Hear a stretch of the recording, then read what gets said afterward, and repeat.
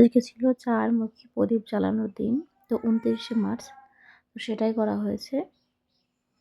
Hello everyone, কেমন আছো তোমরা সবাই? আশা করি অনেক অনেক ভালো আছো। তো আমরা অনেক কিন্তু ভালোই আছি। তো এখন দেখো সন্ধ্যেবেলায় হয়ে গেছিলো। তো সন্ধ্যের একটু পরে আমরা তরমুজ কেটে নিয়েছিলাম। তো সেটাই খাওয়া হচ্ছে। আর বাবু দেখো লাইট জ্বালাচ্ছে আমার দিকে বারে। তো বারণ করলেও শুনছে না। এই যে লেজার লাইট বলে আরকি, এই লাইট আর বন্দুক সমেত বাড়ি থেকে কিনে নিয়ে এসেছিল মেলায়, দোলের মেলায়। তো সেটাই এখন ও খেলা করে, মাঝে মধ্যে একাই তো থাকে। তো মাঝে মধ্যে আমাদের সঙ্গে এরকমই করে। তো জানোই তো এখন খেলা হচ্ছে। তো দাদা ভাইয়ের ছিল ঘরে, তুমিও দেখছি খেলা। আর বাইরে দেখো নতুন একটা ওখানে ডাক্তারের ফার্মেসি আজ থেকে উদ্বোধন হলো। তো সেজন্য ওখানে বেলুন দিয়ে বেশ ডেকোরেশন করা ছিল। আর আজকেই ওইটার ফার্স্ট দিন ছিল দোকানটা চালু করা। তো এদিকে দেখো এখানে আমি আছি দাঁড়িয়ে, আর বাবু দেখো আমার দিকে লাইট দিচ্ছে শুধু বারে। তারপর এই যে চলে আসছে ঘরের দিকে। তো দেখতে পাচ্ছ যে সন্ধ্যের পরে আবার এই যে বিছানা যে গুছিয়েছি আবার এলোমেলো করে দিচ্ছে বাবু এসে। কি করব, কিছুই করার নেই। তো চলো, বেশি কথা আর কি বলবো। ওকে নিয়ে তো সারাদিন থেকে যায়, ওকে তো বলে কিছু লাভ নেই। তো ওর কাজটা করবেই, আর আমার কাজ আমাকে করতেই হবে। আর জানো তো অনেক দিন ধরে বাড়িতে যায় না, ওর জন্য ও একটু মানে জ্বালাতনটা বেশি করছে। আর এখন বেশ আমরা ভালোই আছি। এদিকে দেখো চারমুখী প্রদীপ জ্বালানোর কথা ছিল ২৯শে মার্চ। তো সেই উপলক্ষে অনেকেই জ্বালিয়েছে।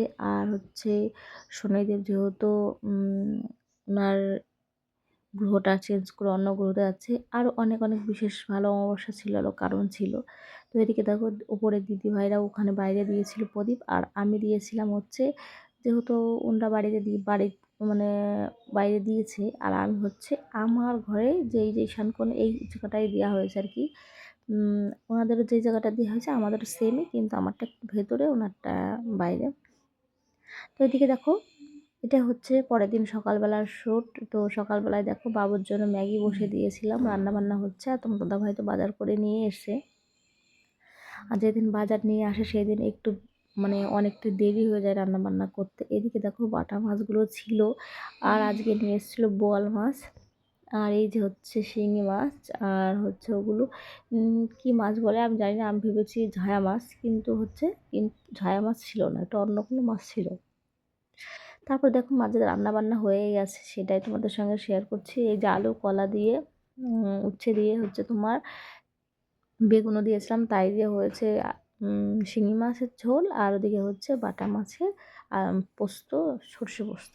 তারপরে দেখো রান্নাবান্না হয়ে চলে এসেছিলাম এখন ঘরে। তো ঘরটা এখন গোছাতে হবে। তো সকাল আবার ওই যে ঘরটা গুছিয়ে নিয়েছি। দাদাভাই একটু শুয়েছিল বেশি টাইম এসে আর কি। তারপরে আমি আবার কি করব, আবার গুছিয়ে নিলাম। তো চলো, খাওয়া দাওয়া সেরে সমস্ত কাজে স্নান টান করে আমি আজকে একটু শাড়ি পরলাম। তো অনেক দিন বাদে তোমার দাদাভাই বাড়িতে থাকলেই চেষ্টা করি একটু শাড়ি পরার জন্য। তো অনেক দিন পরে শাড়ি পরছি। জানো তো শাড়িতেই নারী, শাড়ি পরলে মেয়েদেরকে একদম অন্যরকমই লাগে। মায়ের যেহেতু মায়ের জাত আর কি, অনেক সুন্দর লাগে শাড়ি পরলে। তো আমার শাড়ি পরতে বেশ ভালোই লাগে, কিন্তু সবসময় তো হয়ে ওঠে না। বাড়িতে গেলে থেকে বেশি পরা হয়, এখানে থাকলে বেশি পরা হয় না। কিন্তু আমার কিন্তু ভীষণই ভালো লাগে শাড়ি পরতে। তো এখন দেখো এই যে গাছগুলো, এইগুলো কিন্তু আমি বাড়ি থেকে নিয়ে এসেছিলাম। আর একটু করে বড় করে তারপরে ওই সামনের ডগারটা কেটে আবার এটার ভেতরে লাগিয়েছি। তো এখন তোমার ঘরটা মুছে নেওয়া হয়েছে। দেখো এদিকে সারাক্ষণই তো আমাদের ঘরে খেলা চলে। আর আজকে তো যাই হলো, তা কুলের বোটাগুলো ছাড়িয়ে রাখা হয়েছে, কুলের আচার করা হবে পরের দিন সকালবেলায়। তার জন্য আমি কিন্তু বের করে রেখেছি আর কি, ছাড়িয়ে বোটাগুলো। তো এইদিকে দেখো ঘরটার তো মোছা হয়ে গেছে, আর পাপোশ পাতা হয়নি। তো এইটাও পেতে দিচ্ছি। এটা বেশ ভালোই হয়েছে, পুরো একদম সাইজে যতটা আমার সোফার সাইজ আর কি, বড় আর কি, সেই তুলনায় ওইটা।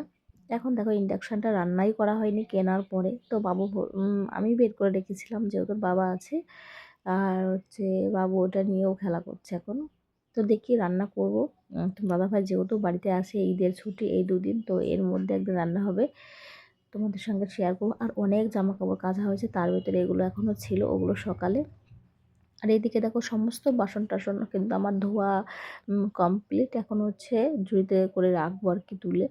আর বাইরে ভর্তি জামা কাপড়, দাদাভাই কেচে দিল, আমি নাড়লাম। তো এইদিকে দেখো হচ্ছে তরমুজটা কাটবো দেখিয়ে নিয়ে এসেছি।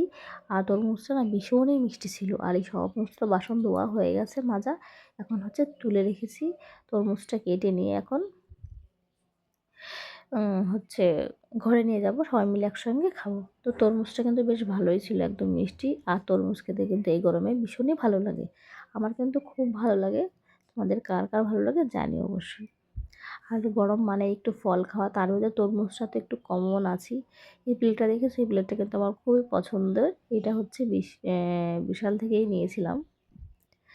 তো চলো, আমার তরমুজটা কাটা হয়ে গেছে, আর অর্ধেকটুকু রেখেও দিলাম। কারণ হচ্ছে দুজনে খাবো, বাবু তেমন খেতেই চায় না। আর ও বাড়িতে থাকা মানেই এটা ওটা তৈরি করে, তো কিছুই কী বলবো, বকলে পারেও আবার সেটাই করে।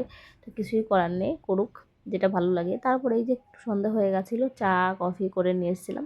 তো দাদাভাই খাবে লাল চা, বাবু খাবে দুধ চা, আর আমি করে এসেছিলাম কফি। তো তিনজনে তিন রকম, কী করবো, যার যেটা ভালো লাগে। এখন হচ্ছে এই যে মুভি হচ্ছিল, কিন্তু খেলা হচ্ছিল, খেলাই দেখা হচ্ছিল, মাঝে মধ্যে একটু একটু আমি আসলে দিচ্ছিল, না হলে খেলাই দেখে সবাই। তো এখন এই যে বাবু পেন্সিল বক্স আর হচ্ছে তোমার খাবার কিনে নিয়ে এসছে, আর লেবু নিয়ে এসছে, জানো তো সব থেকে মানে কি বলবো, যে শহরে থাকা তো না, মানে হচ্ছে শুধু পয়সা। তো এখন দেখো এই 4টে লেবু নিয়ে এসছে 20 টাকা দিয়ে, একটা 5 টাকা পিস। তো দেখে মনে হচ্ছে একদম পুচকে পুচকে লেবু জল করবে, সেজন্য নিয়ে এসছে। একটু আগে ওর বাবা গিয়েছিলো, বাবু গেছিলো। তো এত ছোট ছোট মনে হচ্ছে একদম পাখির ডিম, ঘুঘুর ডিমের মতনই লাগছে, পায়রার ডিমের মতন। তো এইটুকুনি এইটুকুনি লেবু, তাই 5 টাকা করে। তো বাড়িতে ওখানে এতটাও বেশি দাম না, গ্রামের ওইদিকে দাম হলেও অনেকটাই বড়, আর অনেক মনের মতনই পাওয়া যায় সব কিছু। তো কিছুই করার নেই, আজকের ব্লগটা এই পর্যন্তই। তবে আসি, আবার দেখা হচ্ছে অন্য কোনো